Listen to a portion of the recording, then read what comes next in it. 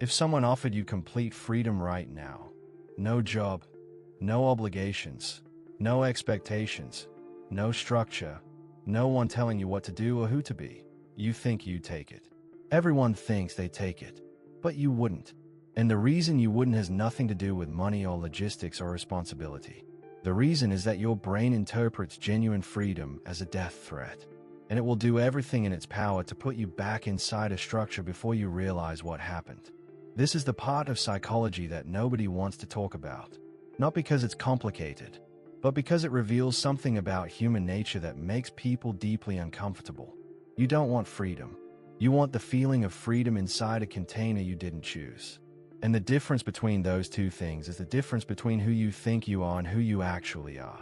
The concept has a name, several names, actually, and every one of them points to the same conclusion. In 1941, psychoanalyst Erich Fromm published a book called Escape from Freedom. His thesis was simple and devastating.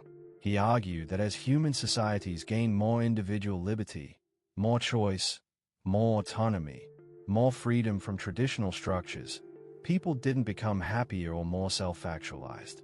They became more anxious, more isolated, more desperate to attach themselves to new authority structures, new belief systems, new identities that would tell them who to be and what to think. Fromm wasn't theorizing in a vacuum. He watched it happen in real time.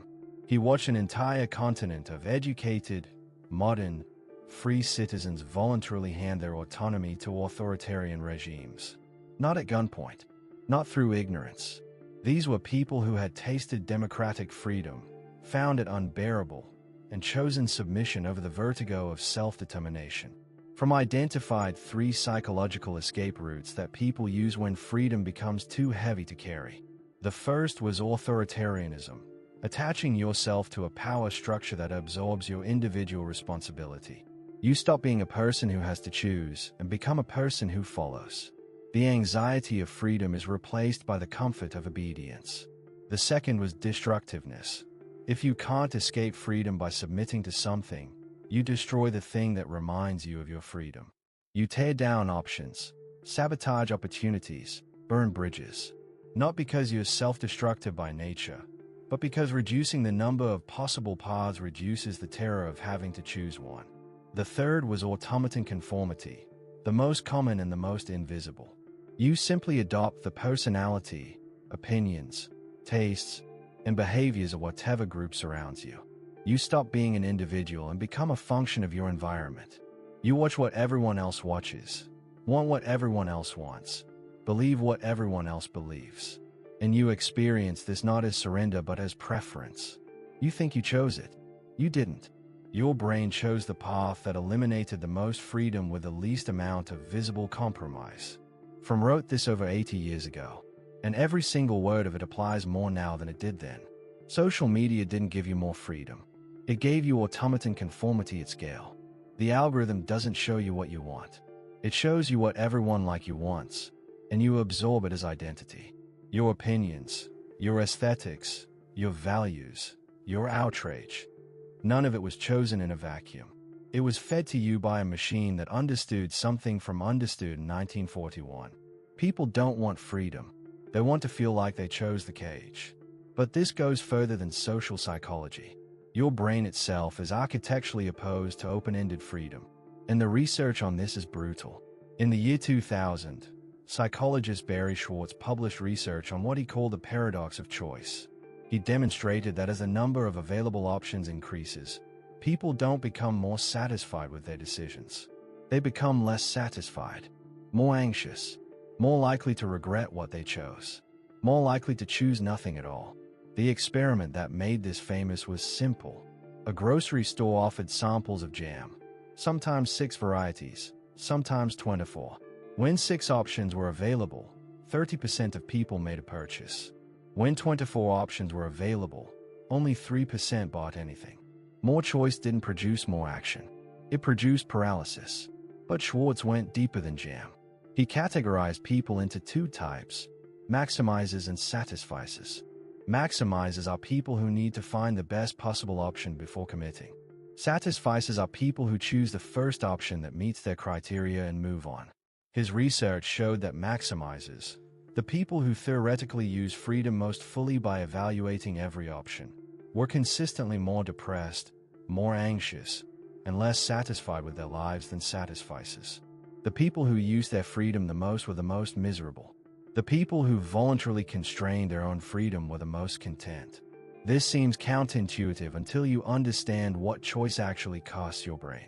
Every decision requires your prefrontal cortex to simulate potential outcomes, weigh trade-offs, anticipate regret, and accept full responsibility for the result. 1 choice is manageable. 5 choices are cognitive work. 20 choices is a resource drain. An unlimited choice, true, genuine, unconstrained freedom, is neurological overload. Your brain doesn't experience it as liberation. It experiences it as a threat state. Cortisol rises. Executive function degrades. The decision-making machinery starts to shut down. This is why people voluntarily enter rigid structures and then claim they had no choice. The corporate job with the 60-hour weeks. The relationship that dictates their schedule. The ideology that tells them what to think. The social media algorithm that tells them what to want. None of these were forced on you. You walked in. And you walked in because the alternative, standing in an open field with no map, no path, no one telling you where to go, activated a panic response that has been encoded in your nervous system since before your species could write. And here's where it gets truly unsettling. Terror management theory, developed by Jeff Greenberg, Tom Piszczynski, and Sheldon Solomon in 1986, proposes that nearly everything humans build, culture, religion, career identity, nationalism, legacy, art, monuments, family lineage, exists for one primary reason: to manage the terror of knowing you are going to die. Their research methodology was consistent and revealing. They would take a group of subjects and subtly remind half of them about their own mortality, sometimes through a questionnaire that asked them to describe what will happen to their body after death, sometimes through exposure to imagery associated with death, sometimes through something as simple as conducting the study near a funeral home. The other half of the group received no such reminder. Then they measured behavior, and the results were consistent across hundreds of studies in over a dozen countries. The subjects who were reminded of death became more rigid in their cultural beliefs. They evaluated people from their own culture more favorably and people from other cultures more harshly. They clung harder to their political positions. They became more punitive toward moral transgressions. They expressed more desire for status, fame, and wealth. They were more likely to support aggressive military action. And they were significantly more likely to conform to group norms rather than express individual opinions. The awareness of death didn't make people more philosophical or more free-thinking. It made them more tribal, more obedient, more desperate to feel like part of something that would outlast their biological expiration. The moment the brain registers mortality, even subconsciously, it reaches for structure the way a drowning person reaches for anything solid. This is the engine beneath every structure you've ever joined. You didn't join your career because you carefully evaluated all possible paths and made a rational, autonomous decision. You joined because somewhere beneath your conscious awareness, your brain calculated that being inside a system, any system, was safer than being outside of everything. And it made that calculation using machinery that is 100,000 years old. Not logic, not reason, not preference. Survival math running on ancient hardware. And the survival math always reaches the same conclusion. Freedom is a predator. Structure is shelter. Get inside. Now here's the part nobody talks about. Existentialist philosopher Jean-Paul Sartre described this as bad faith. The act of pretending you have no choice in order to avoid the vertigo of recognizing that you do. Sartre argued that humans are condemned to be free, that even refusing to choose is itself a choice, and that the weight of this inescapable responsibility is so crushing that most people spend their entire lives constructing elaborate fictions to avoid feeling it. You tell yourself you have to stay in the job. You have to maintain the relationship. You have to follow the path you're on because it's too late to start over. Because people are depending on you. Because this is just how life works. But none of that is true. Not structurally. You are choosing to stay. Every single day you wake up and you choose the life you have. And the reason you frame it as obligation rather than choice is because the alternative, Admitting that every single element of your current existence is something you are actively, voluntarily, continuously selecting is so destabilizing that your brain would rather construct a prison and call it necessity than stand in the open and feel the wind. Fromm saw the same thing and named it differently. He called it the fear of freedom, not the fear of external constraints being removed, the fear of what you would become, or fail to become, if all constraints were removed. Because without structure, without someone or something telling you who you are, you would have to answer the question yourself. And you already know, from the first 2 videos in this series, that you don't have an answer. There is no core self waiting to be discovered. There is no true identity hiding beneath the roles. And if you removed every structure, every role, every external definition, you wouldn't find yourself. You'd find nothing. Not nothing as a concept. Nothing as an experience. No role to play. No structure to push against. No identity to perform. No container to give your life shape. Just you, standing in an open field, with no instructions and no one coming to give you any. That is the terror. Not death. Not failure. Not rejection. The terror is freedom. Real freedom. The kind with no map and no walls and no voice telling you what comes next. Your brain would rather build a prison from scratch, and furnish it, and decorate it, and call it home, than sit in that silence for 5 minutes. And every major decision you've ever made was downstream of this terror. You didn't choose your path. You fled the open field. And the direction you ran felt like choice because running always does. Now let's turn this on you. Think about the last time you had a completely unstructured day. No plans, no obligations, no schedule, no appointments. Nobody expecting anything from you. Nothing you had to do. How long did it take before you felt restless? Before you picked up your phone?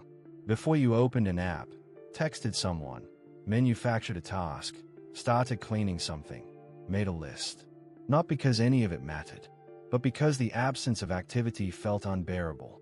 Because sitting in an empty room with nothing to do and no one to be felt like something was wrong.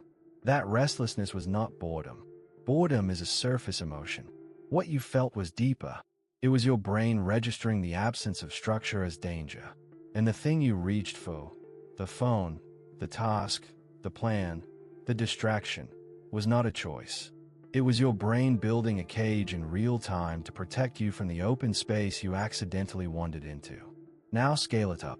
How much of your current life is genuinely chosen, and how much is architecture built to avoid the void? The career you're in.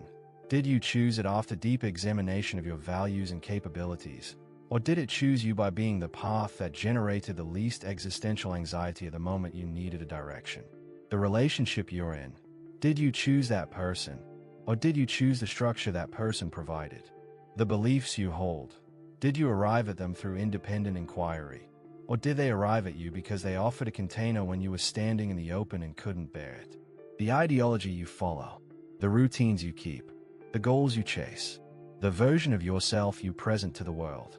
How much of it would survive if you stripped away every external expectation and stood alone with the question, what do I actually want? You don't know. And the not knowing is precisely what your brain has been engineering around your entire life.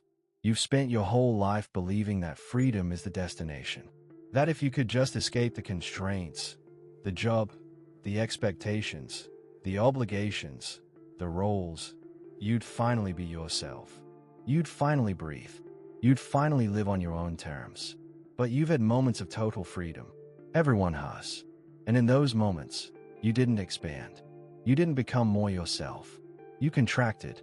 You reached for the nearest wall. You rebuilt the cage faster than the door could finish opening. And then you called the new cage a fresh start and convinced yourself this one was different. That's not weakness. That's the architecture doing exactly what it was built to do. Your brain was designed to seek containment because for 100,000 years, the ones who wandered free and unattached didn't survive. They didn't reproduce. They didn't pass on their genes. The survivors were the ones who found a group, accepted a role, stayed inside the structure, and traded freedom for belonging. You are the descendant of 100,000 generations of people who chose the cage. Every single time. Without exception. The ones who chose the open field are not your ancestors. They are extinct. And the part of you that still dreams about freedom, the part that fantasizes about quitting everything, walking away, starting over with nothing, that part is real. But it will never win.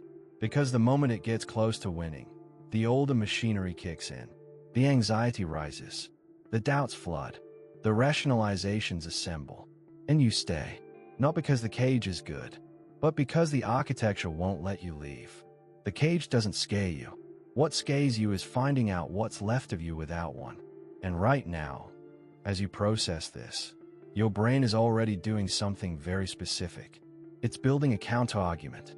It's constructing the case for why this doesn't apply to you, why you're different, why you actually would handle total freedom just fine, why your choices really are choices and your structures really are chosen. That argument is the cage, and you just walked into it while it was still being built.